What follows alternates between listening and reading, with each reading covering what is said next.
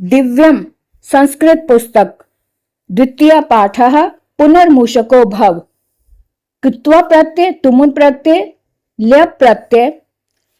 यहाँ पर इस पाठ में कृत्वा, तुमुन और ल्यप प्रत्यय का प्रयोग हुआ है। इस पाठ में एक ऋषि आश्रम के बारे में बताया गया है कि एक आश्रम में ऋषि के द्वारा एक चूहे को किस तरह से उसके इच्छा अनुसार परिवर्तित किया जाता है और किस तरह से लास्ट में फिर वापस अपने ही पूर्व रूप में आ जाता है। तो ये कहानी इस तरह से है। अब हम पाठ को पढ़ेंगे साथ साथ और उसका हिंदी अनुवाद भी करते चले जाएंगे। तो आप भी देखें कि इसका हिंदी अनुवाद कैसे होगा। गौतमस्य महर्षे तपोवने महातपा नाम मुनि आसीत। सह मुनि एकदा काकेन नीयमानम मूषक शावकम अपश्यत। अर्थात गौतम ऋषि के तपोवन में महातपा नाम के मुनि रहते थे। सह मुनि, उस मुनि ने एकदा मैंने एक बार काकेन मैंने कौवे के द्वारा नियमानम मैंने ले जाते हुए मूषक शावकम अर्थात चूहे के बच्चे को अपश्यत देखा। ततः स्वभाव दया आत्मा मुनि ही तम शावकम अरक्षत अन्नकणैः संवर्धते च। अर्थात स्वभाव से दयालु आत्मा वाले मुनि ने उस शावक को अरक्षत मने रक्षा की, अन्न कणों के द्वारा संवर्धते चा और अन्न कणों के द्वारा उसको पोषित किया। अगली पंक्ति है एकदा एकः विडालः तम मूषकम खादितुम अधावत। अर्थात एकदा मैंने एक बार एक विडालः एक विडाल यानी बिल्ली तम मूषकम उस मूषक को खादितुम मैंने खाने के लिए अधावत मैंने दौड़ी। तम अवलोक्य मूषकः तस्य मुनेः अंकं प्रविशत। तदा मुनि उवाच मूषक त्वं मार्जारी भव। अर्थात तम अवलोक्य मैंने देखकर, उसके देखकर मूषक उसके मुनि की गोद में, तस्य मैंने उसके मुनि यानी मुनि की गोद में अंक में प्रविशत मैंने छुप गया या अंक में प्रवेश कर गया। तदा मुनि उवाच, तब मुनि ने कहा मूषक, हे मूषक, त्वं मैंने तुम मार्जारी भव, तुम बिल्ली हो जाओ। ततः सह विडाला कुक्कुरात भीत्वा धावती।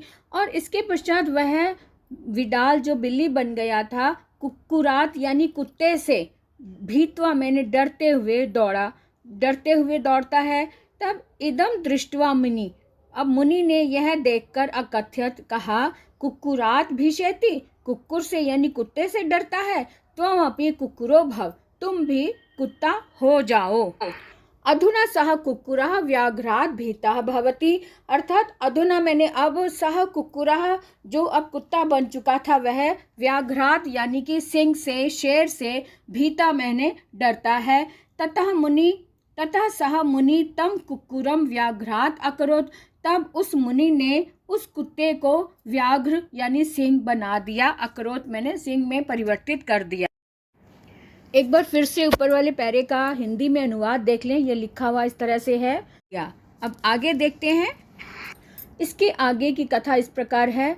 अथ सह व्याघ्रः तपोवने एव वसति मुनिः च तम व्याघ्रं मूषको अयम् अनया कृपया दृष्ट्या पश्यति। तत्र सर्वे मुनियाः तं व्याघ्रं दृष्ट्वा वदन्ति अयं मुनिः इमं मूषकं व्याघ्रम् अकरोत्। अर्थात अथ मैंने इसके पश्चात वह व्याघ्र तपोवने सप्तमी विभक्ति है, तपोवन में एव मैंने ही वसति मैंने रहता है। मुनि च तम व्याघ्रम और सभी मुनि जो हैं वो उस व्याघ्र को मूषको अयम यह मूषक है अनया कृपया दृष्टिया पश्यति ऐसी कृपा दृष्टि से उसे देखता है। तत्र सर्वे मुनियः तं व्याघ्रं दृष्ट्वा वदन्ति अयं मुनि इमं मूषकं व्याघ्रम् अकरोत्। एतत् श्रुत्वा व्याघ्रः अचिन्तयत् यावद् अयं मुनिः जीवति तावद् अयं मे अपकीर्तिः न अपगमिष्यति। अर्थात तत्र सर्वे मुनि यानी कि वहाँ पर मौजूद सभी मुनि उसे देखकर कहते हैं कि इस मुनि ने इस मूषक को व्याघ्र कर दिया।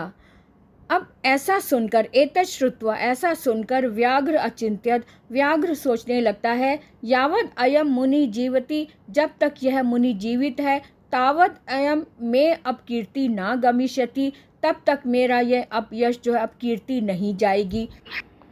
ऐसा विचार करते ही व्याघ्र उस मुनि को हंतुम मैंने मारने के लिए उद्यत हुआ। मुनि अपि झटित्येव पुनर्मूषको भव इति उक्त्वा तम पुनः मूषकम एव अकरोत्, और मुनि ने भी झट से पुनर्मूषक हो जाओ ऐसा बोलकर उस मूषक को पुनः वैसा ही कर दिया। अतएव उच्यते अर्थात ऐसा कहा गया है कि नीचः श्लाघ्य पदम प्राप्य स्वामिनम हंतुम इच्छति, मूषको व्याघ्रताम प्राप्य मुनिम हंतुम गतो यथा। अर्थात जो नीच लोग हैं, जो दुष्ट लोग होते हैं, श्लाघ्य पदम यानी प्रशंसनीय पद प्राप्त करके स्वामिनम हंतुम इच्छति, अपने ही स्वामी को खत्म करने की, मारने की इच्छा रखता है। यथा मैंने जिस प्रकार से मूषको व्याघ्रताम प्राप्य, जिस प्रकार से मूषक व्याघ्र की श्रेणी को प्राप्त करके मुनि को ही मारने के लिए दौड़ता है। अब एक बार लिखा हुआ हिंदी अनुवाद भी देख लेते हैं। इसके बाद वह शेर